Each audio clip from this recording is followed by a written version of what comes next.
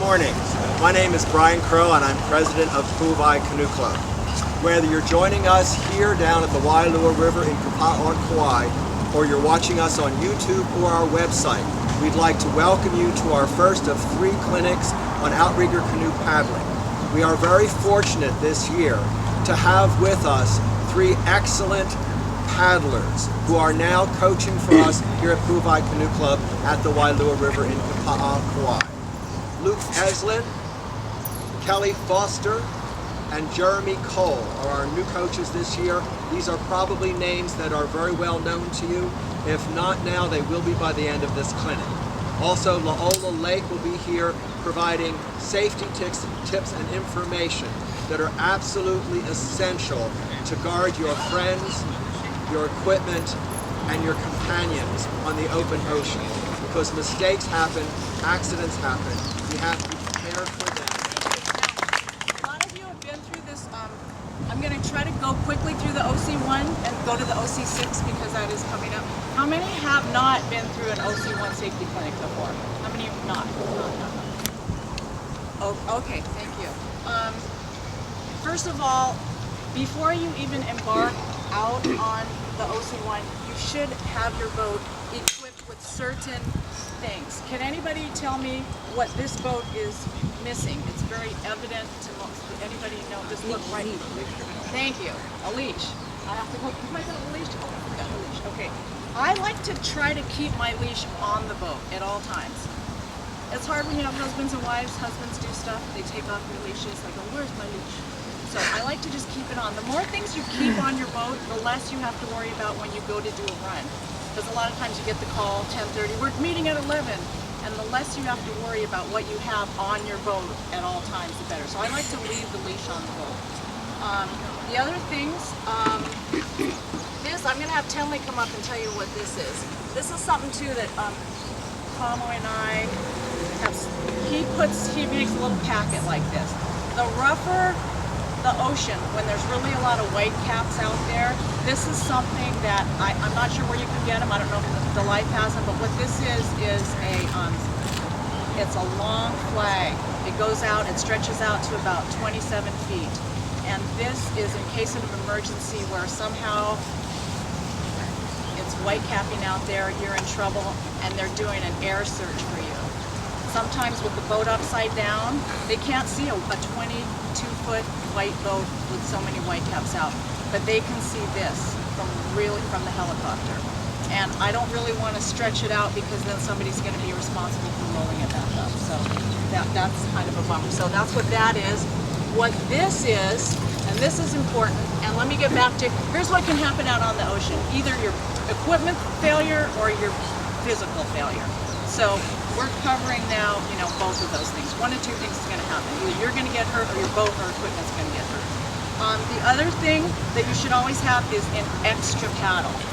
And Kathy Brock here is probably the latest example of why it was good to have an extra paddle, because of those of you that did Kendall, you know that coming into Kikilo Harbor this last time there was a surf.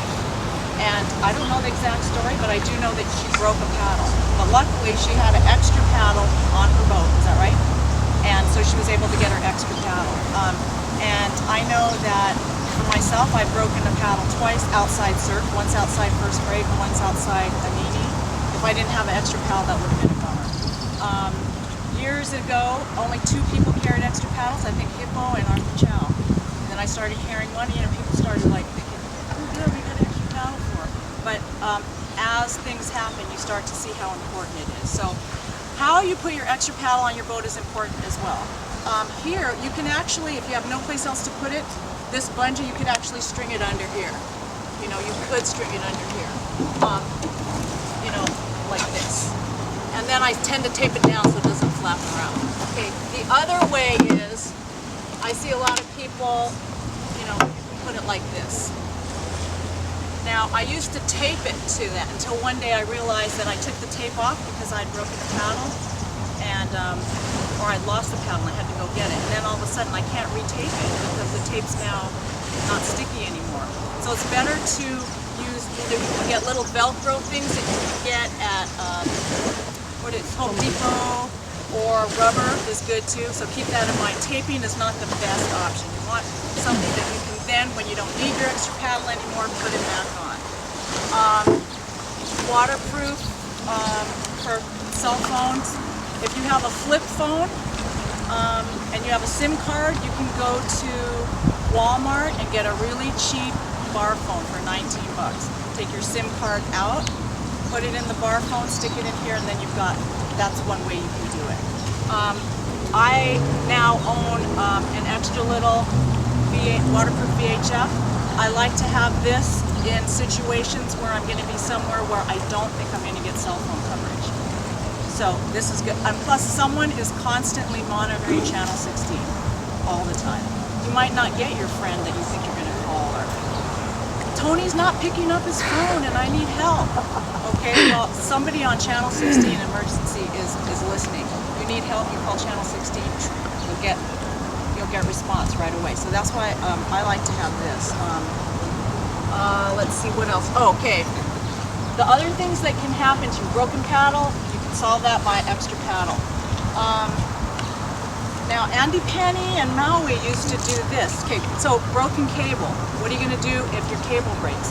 How many people have been out and had a broken cable? Tom, have you? Broken cable. Okay. What do you do? Have you ever tried to paddle on a canoe that the cable broke? It's just going to keep going in circles. So what you have to do, there's two things you can do. If you carry an extra string, which Tom has in here, you can tie the string to the back of the steering, back here. Tie this back here. It's going to run all the way forward, and you can tie it to your big toe. I mean, that's not the most ideal thing, but then that's going to help you steer the boat in. Or, in lieu of that, and that's why these rudderless guys got it going on, you can take a piece of rubber or something and shove it under the front part of the rubber. Front part of the fin here. And you got to make sure it's in there so that you want this to stay stable. Because what happens is now you've lost steering, it's like this. You try to paddle with it like this, you're just going to keep going in circles. And you'll do that in the flat water. When you get out in the ocean, it's going to be worse. So what you want to do is turn this into fixed. It has to stay fixed, and the only way that's going to stay fixed is if you shove something, and you got to shove it in the front. Okay, so you've got to shove it in the front. So make sure you got something. The rubber's pretty good, you know, and it's just a tiny little piece of something that you can put in your extra pack and your water pack. And these packs can carry a lot of stuff. They really can.